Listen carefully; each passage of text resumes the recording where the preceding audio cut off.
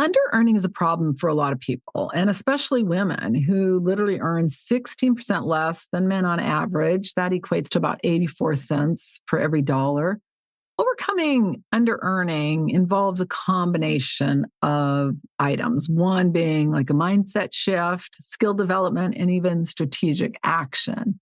And while most people think of under-earning when it relates to their wages or their salary, you can also under-earn with your portfolio in your stocks and in your cash. So if you want to learn how to handle under-earning in every aspect of your life, stay tuned.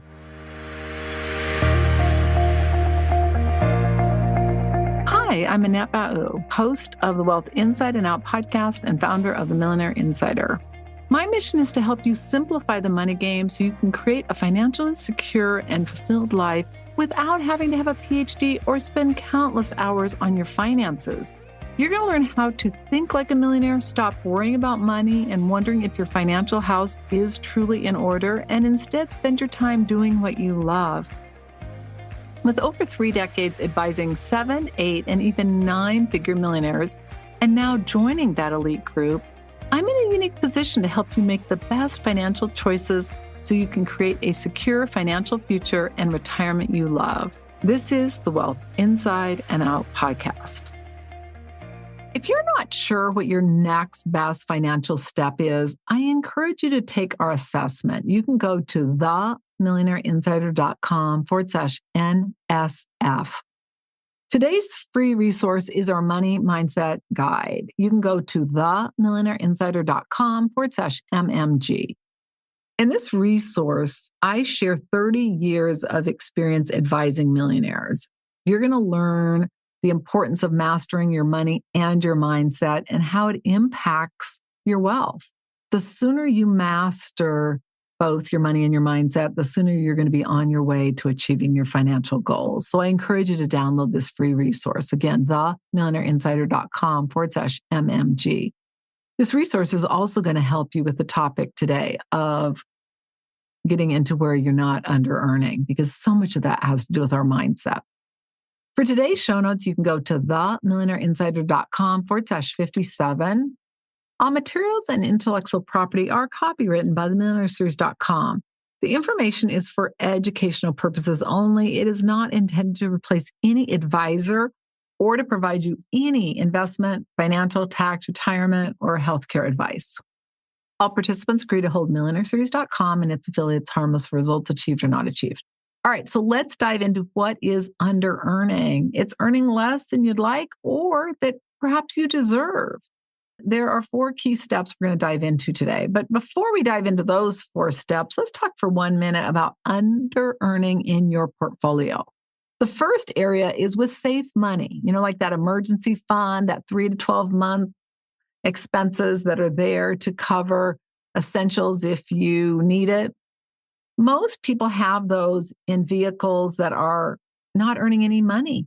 In fact, I share, it's embarrassing. I had several of mine. I'm not even going to tell you how much money because it's that embarrassing. A lot. I was earning like 0.003, and I'm like a preferred customer. So if you're not a preferred customer, you're probably earning like 0.00003. I don't know. It was terrible. And this is not investment advice. This is not any type of advice. You need to look at your own situation. But now I'm earning anywhere from 4.75 up to 5.13. It's amazing by one simple move. You want to look into the insurance.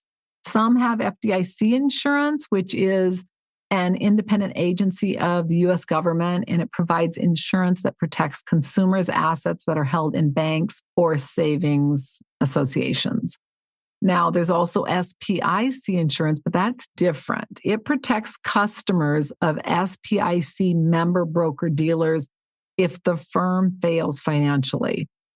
So it's a very different coverage. You've got to make sure that you are aware of the risks before you invest anywhere. And you got to do your research. The other area that you can also under-earn other than your safe money is in your portfolio.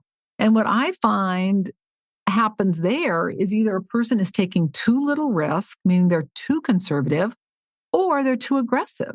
And both can cause you to under-earn because Being too risky can cause you to lose money. Being too conservative can cause you not to earn as much money as you could. And again, it is so critical that before you begin any investment plan that you sit down with a qualified, registered investment advisor and really review your situation and make sure that you have your risk tolerance and your objectives dialed in before you make any decisions. I cannot stress that enough. So now let's dive into 4 steps to overcome under-earning. The first one is the mindset shift. The first aspect of that is to develop an abundance mentality. And this is where you shift from a scarcity mentality, there's not enough to go around, I've got to fight, steal, cheat to get my share, to an abundance mentality. This is where you see opportunities, you know there's enough to go around, you focus on possibilities rather than limitations. It's just much more freeing. And because where we focus our energy expands, having an abundance mentality can't hurt in the area of earning more money. So I encourage you to consider that. Another aspect is to improve your worth barometer. This is a combination of your beliefs and self-esteem. To see your value and earn what you're worth, you've got to see your worth first, because if you don't see your worth, other people aren't going to either.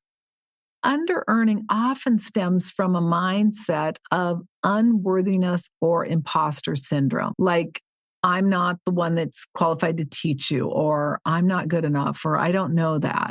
When fear controls us, we rarely make the best decisions, whether it's what we say in an interview or have our money managed or anything else. You got to continue to work on your value, your self-esteem, your beliefs, and really get to the point where you can see your worth.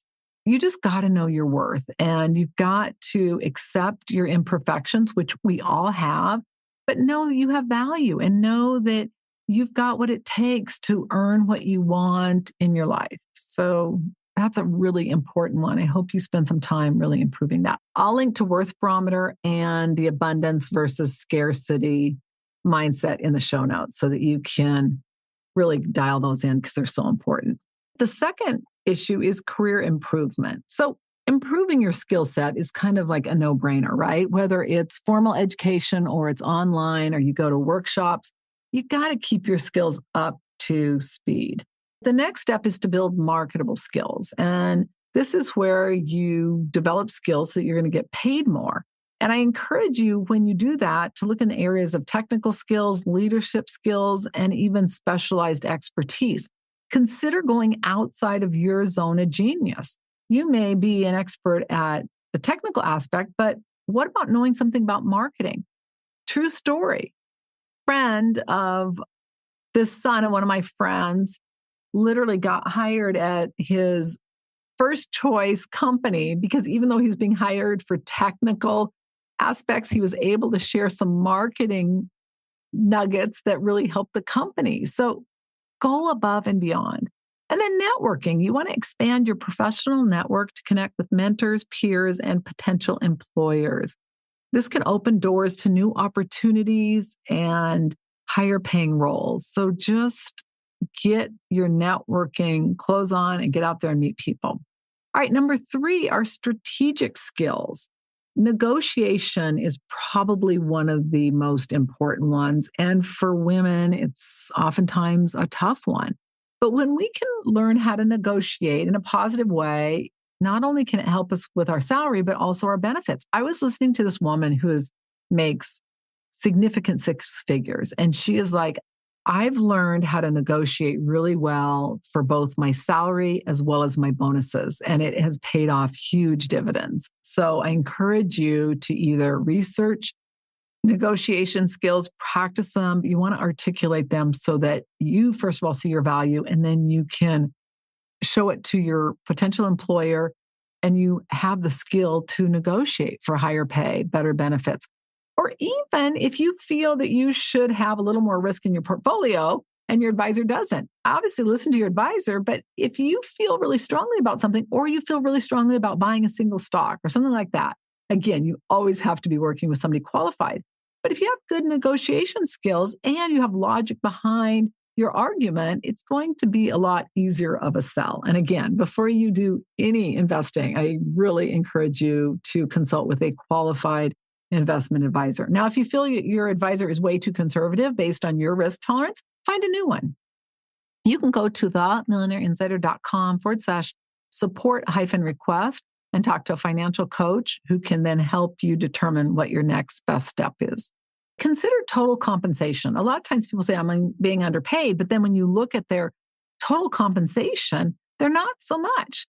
I have relatives who were teachers and they are making about $4,000 a month from their pension. So they didn't make a ton of money, obviously, as a teacher. They made okay. But now they've got $4,000 a month every single month coming in, which, I mean, if you look at that, I mean, you'd probably have to have more than $1 million to have that guaranteed for your entire life. So you got to look at the big picture, not just your salary, but bonuses, benefits, equity, perks, all of the above.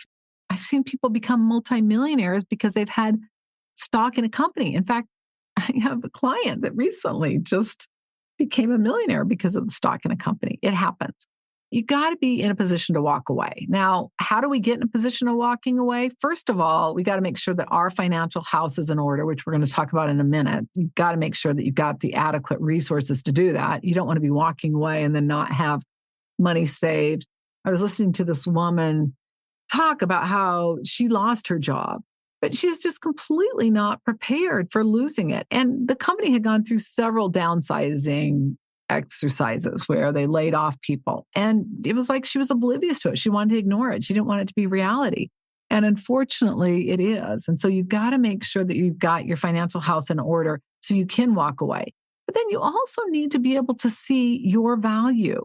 Because if you know your value and you're confident in your ability, you're going to be a lot more comfortable talking with someone else and being able to negotiate and share your benefit with them. And that makes it a lot easier to walk away. And then going above and beyond.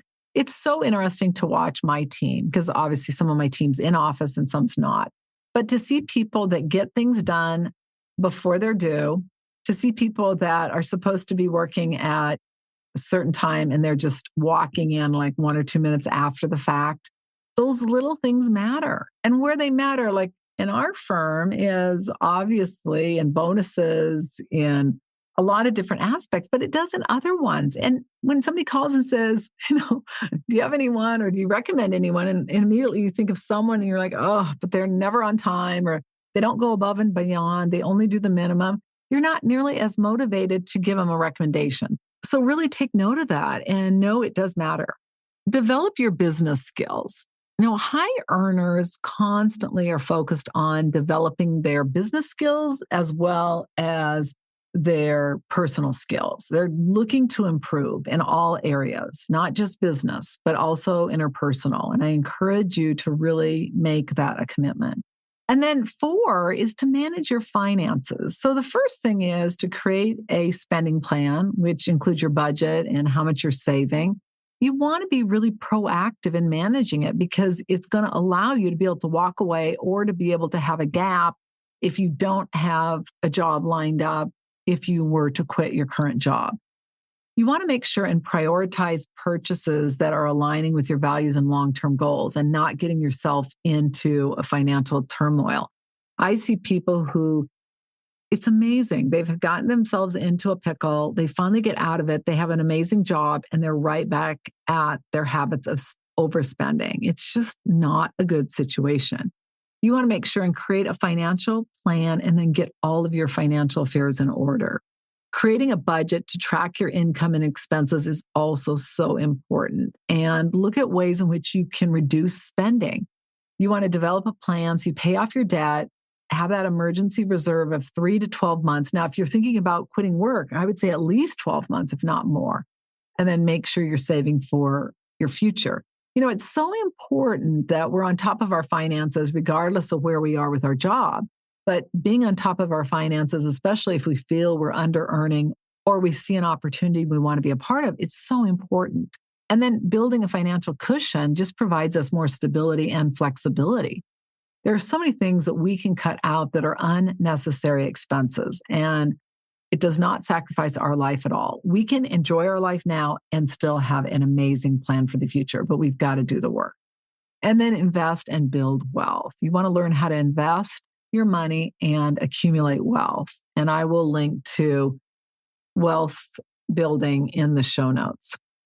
But different options include investing in annuities, stocks, real estate, or starting a side hustle. So just be aware of the options that are available to you.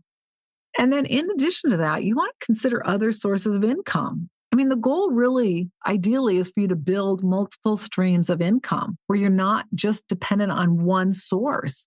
Then if you have a side hustle and you do quit your job, you at least have income coming in.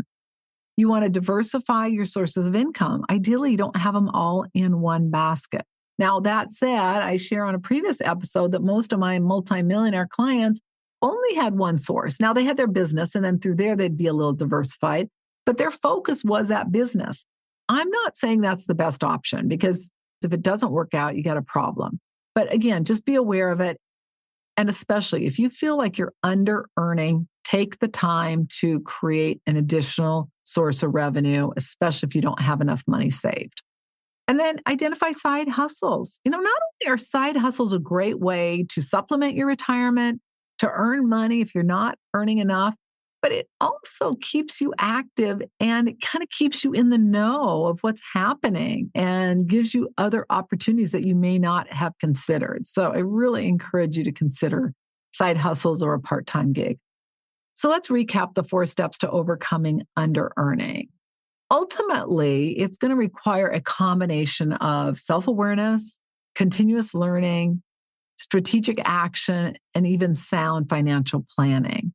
We've got to see our potential before anyone else is going to. That requires that we improve our beliefs, we develop valuable skills, we take proactive steps, and we manage our money wisely. So we have those choices. That's going to help to improve our financial stability and even our choices. Because if somebody feels like they're going to lose you and you're a good worker, they're going to think twice.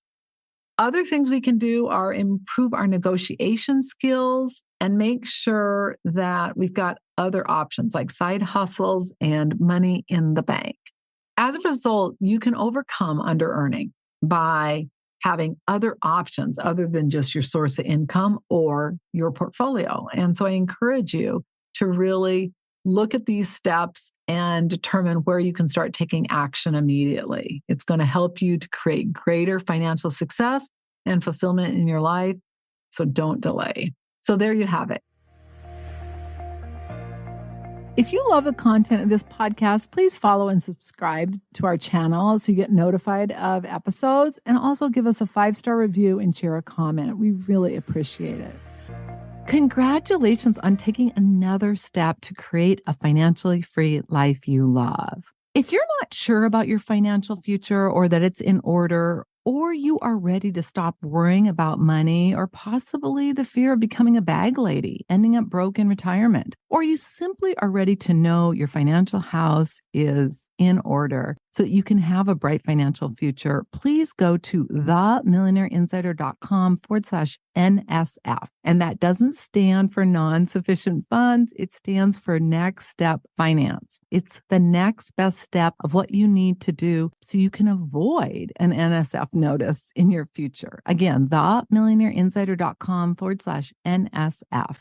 The number of women who were not broke or poor while working or married is staggering. The entire mission of the Wealth Inside and Out podcast is to ensure you have the information for you, your family, your friends, anyone who's willing to listen to it and apply it so that you can create a financially free life you love. Again, themillionaireinsider.com/NSF.